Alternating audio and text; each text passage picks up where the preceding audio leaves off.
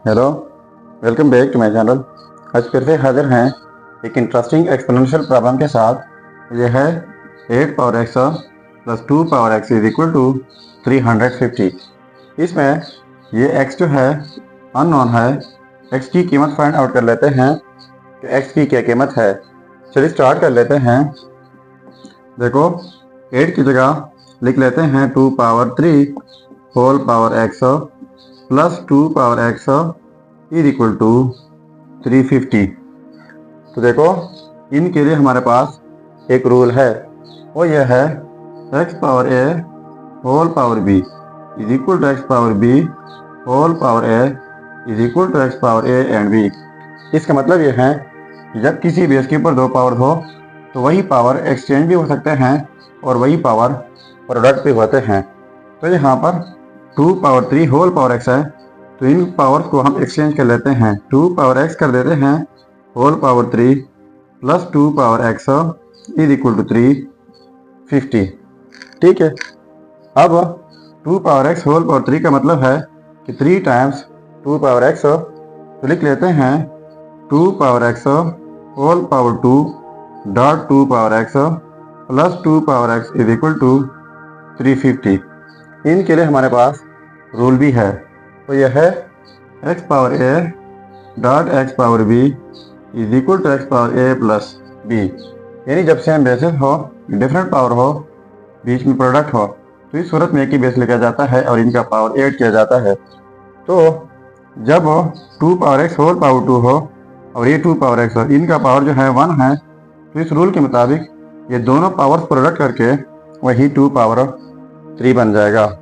अब यहाँ से 2 पावर x जो है कॉमन लेते हैं, इस साइड से 2 पावर x कॉमन हो जाएगा, तो यहाँ पर ये रह जाएगा 2 power x whole power 2 plus ये भी कॉमन ली है, तो इनकी जगह 1 इज इक्वल टू 350। ठीक है, अब जिस तरह हमने इनको फैक्टराइज कर लिया, अब 350 को भी फैक्टराइज कर लेते हैं। तो देखो 350 के कितने फैक्टर्स बन सकते हैं। पहले तो अगर हम कर लें 2 क्रॉस 175, तो ये इक्वल है 350 का। इसके बाद अगर हम कर लें 10 क्रॉस 35, तो ये भी इक्वल है 350 का। और लास्ट में 7 क्रॉस 50 भी कर लें तो ये भी इक्वल है 350 का। अब ये सारे जो हैं फैक्टर्स हैं 350 के। अब कोई भी चेक कर सकते हैं, लेकिन मैं ये वाला उठा लेता हूँ। तो 350 की जगह लिख लेते हैं 7 क्रॉस 50। ठीक है, so 2 power x into 2 power x whole power 2 plus 1 is equal to 7 into लिख लेते हैं और 50 की जगह लिख लेते हैं 49 प्लस 1, एक तो ये इक्वल है 50 का। सो देखो 2 power x into 2 power x whole power 2 plus 1 into में इज इक्वल टू, यहाँ पर 7 इंटू में 49 की जगह लिख लेते हैं 7 पावर 2 प्लस 1। ठीक है, अब कंपेयर कर लेते हैं 2 पावर x 7 से 2 power x is equal to 7, और दूसरा इनको कंपेयर कर लेते हैं इंटू वाले को, तो ये हो जाएगा 2 power x whole power 2 plus 1 is equal to 7 power 2 plus 1।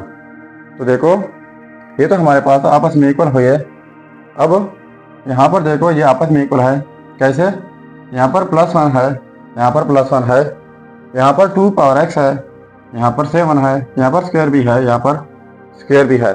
जिस तरह हमारे पास ये 2 पावर x 7 के इक्वल है, तो यहाँ पर ये 2 पावर x 7 के इक्वल है।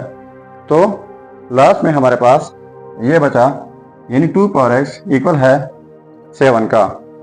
तो देखो 2 power x is equal to 7, तो बोथ साइड्स लॉग लेते हैं। इस साइड से log 2 power x is equal to log 7। तो इनके लिए हमारे पास एक रूल है लोगरिथम का, वो यह है कि log a power x is equal to x log a, यानी जब कोई चीज़ एक्सपोनेंशियल में हो उनके ऊपर log अप्लाई कर लें तो वो पावर पहले आ जाता है साथ में log के। तो यहाँ पर 2 पावर एक्स एक्सपोनेंशियल फॉर्म है, तो ये x जो है पहले आ जाएगा और साथ में log 2 हो जाएगा इज इक्वल टू log 7। ठीक है, तो देखो x log 2 is equal to log 7।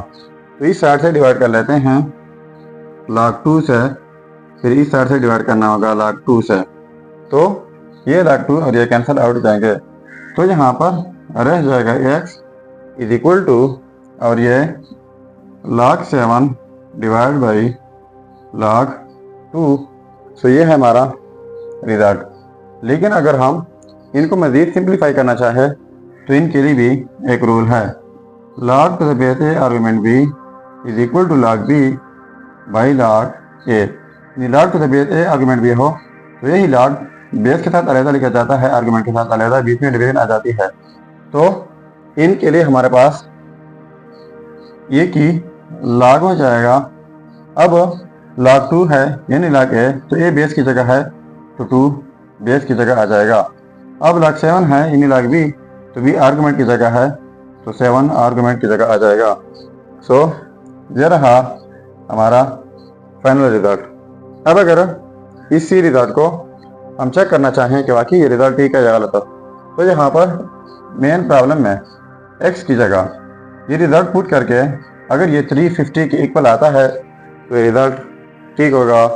चलिए अब चेक कर लेते हैं। देखो ये है रिजल्ट, अब चेक कर लेते हैं। तो चेकिंग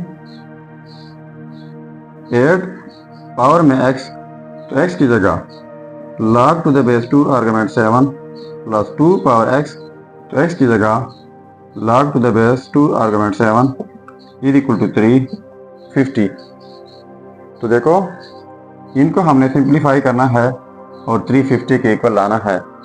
सो 8 की जगह लिख लेते हैं 2 power 3 whole power log to the base 2 argument 7 plus 2 power log to the base 2 argument 7 is equal to 350। ठीक है, तो इनके लिए हमारे पास लॉ ऑफ एक्सपोनेंट है।